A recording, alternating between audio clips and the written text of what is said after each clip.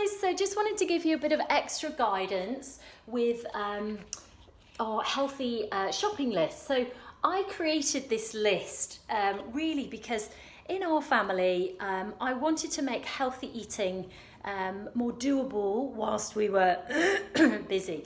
And what I realised was that actually if I planned ahead, it was much more likely to happen, and I felt a lot better. My energy levels really improved, and one of the things that really made me make this kind of healthy shopping list for the people that we work with and this food planner is that in our house we kept running out of bananas, and I thought, why are we running out of bananas? So my husband does an online shop, and I said, how many bananas are you actually buying a week? And it was one bunch.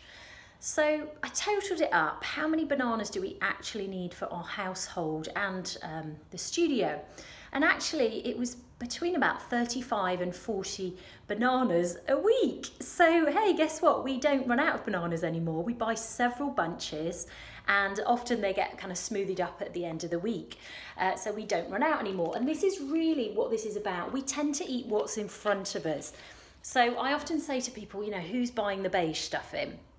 So this is really about game changing the way that you eat. And if you just put in a couple of hours of time on this, you can stick it on the wall and literally it's your healthy food shop done forever.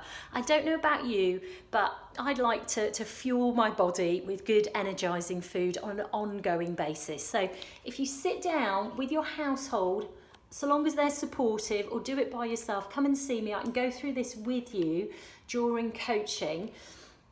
But get it done because it's a real game changer. So I've broken things down into sort of almost like a traffic light approach. So when you look at your food plate from a simple science base, I guess, all our vitamins and minerals, all the different colours actually help us with a range of vitamins and minerals which help us to absorb food and get the best energy out of it we can. So I've broken this down into almost like a traffic light system, so it's simple and easy for people to get their head around, because I think there's so many mixed messages out there about what to eat. Remember, eating as an athlete can be very different to eating for weight loss, perhaps even 1,000 calories difference a day.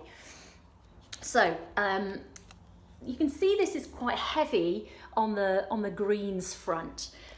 Greens tend to be help us with inflammation in the body. So, and also they're generally quite iron rich.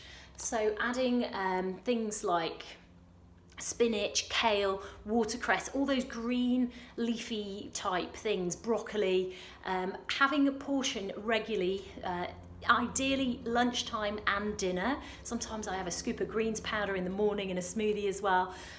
But getting that in regularly really is going to help our iron absorption, which actually really helps our energy levels. So go heavy on the greens. Decide with who you're living with, how many portions you're going to have a day, and then how many say bags of kale or spinach or whatever it is you choose to go for.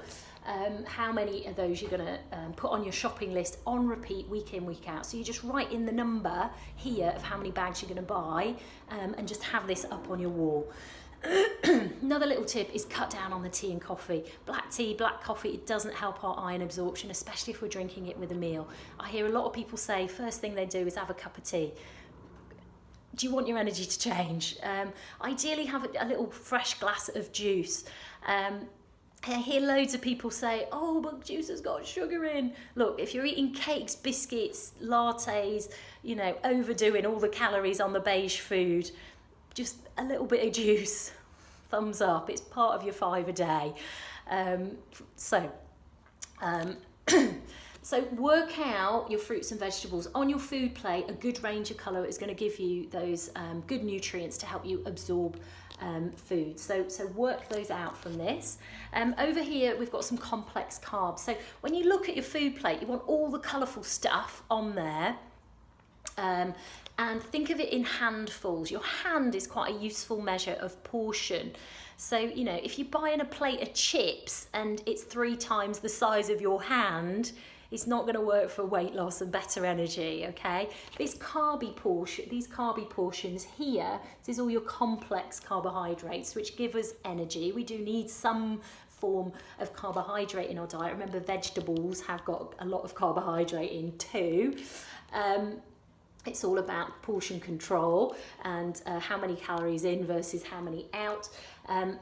But yeah, just a handful, no more than that is enough. Sometimes a bit less is a good thing, and to work on the vegetables more.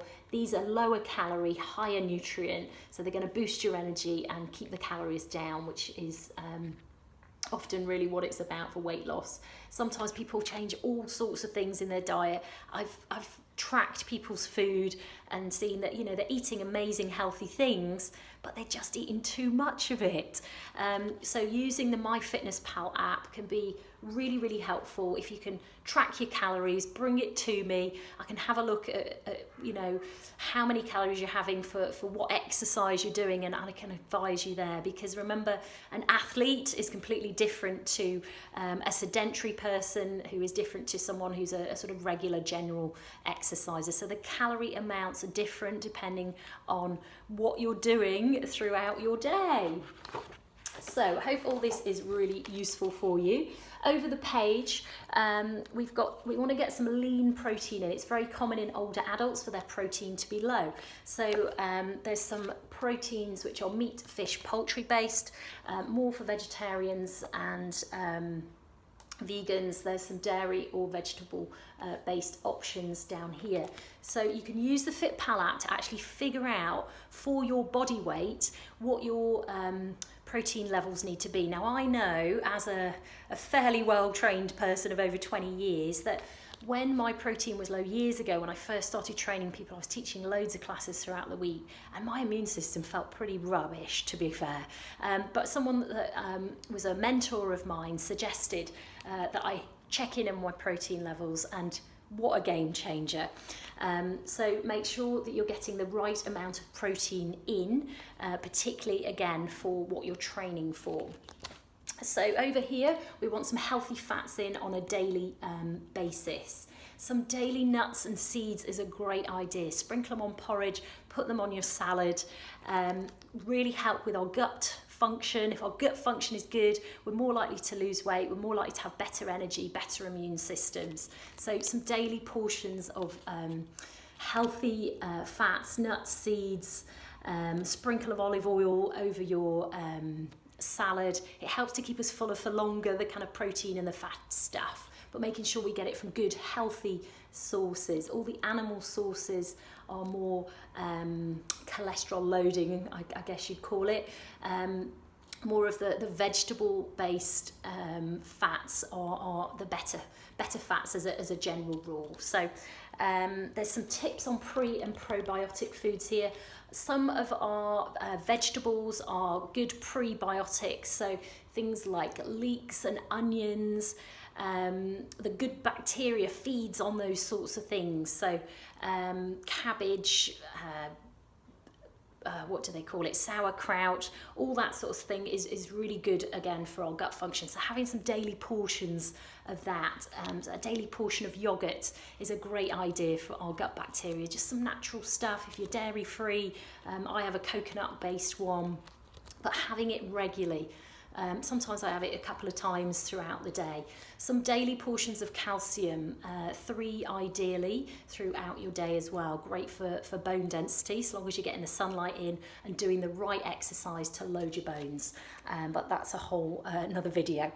Hydration. I see so many people who just don't have a strategy for staying well hydrated. Some herbal teas throughout the day, particularly in the winter, are a great idea to get the water in.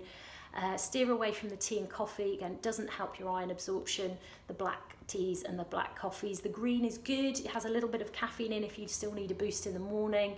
But going easy on caffeinated stuff, maybe just 2 or 3 a day maximum. Yeah, if you can carry a bottle of water with you, it's visual, it's there, it's on your desk, wherever you're working, carry it with you. That massive game changer for a lot of people. Or putting a jug of water in the fridge. That can really help. You make sure you get through it throughout the day. One of the recent strategies I've been implementing to help me is I try and have 2 drinks in the morning, 2 with my lunch and 2 with dinner. So I'll have like 1 just before breakfast, 1 just after, the same for lunch, the same for dinner. And then in between that, I might have a couple of herb teas. So usually have 1 as my wind down routine before bedtime, and 1 or 2 here and there during the day. So hope that's helpful on the hydration front. We are nearly there. So be liberal with seasoning. Fresh herbs, great for adding variety. Have a look through some of the Michael Mosley food books. They're fantastic for weight loss, and it's all evidence-based stuff. Having a couple of dip fasting days, I call them dip days. So you drop your calories down to about 800 each day, but talk to me more about that. So you're doing it in the right, safe way. On here, I've also got some kids snacks. You can add in extra bits here if you need extra stuff in your shopping. There's a toiletries section, so you can just stick this up on your wall. And yeah, that's the main healthy food shop list. And then here is our food planner. So everyone that we work with gets these. You can swipe them off. And what we encourage people to do is just, you can do like 2 or 3 of these on repeat over the month. So you're just going to work out what snacks and drinks, what breakfast you're going to have in the morning, same for lunch, same for dinner. You can total up on here how many drinks you're having to check in on your hydration. Aiming for 6 to 8 glasses a day is quite a good rule of thumb, but bear in mind, if it's hot, if you're training more, you are going to need more. I think more like 3 litres then compared to 2 on a regular sort of training day. And again, it depends if you're an athlete, if you're sweating lots, if you've got an active job compared to more of a sedentary sit-down job. You can also total up on here your fruit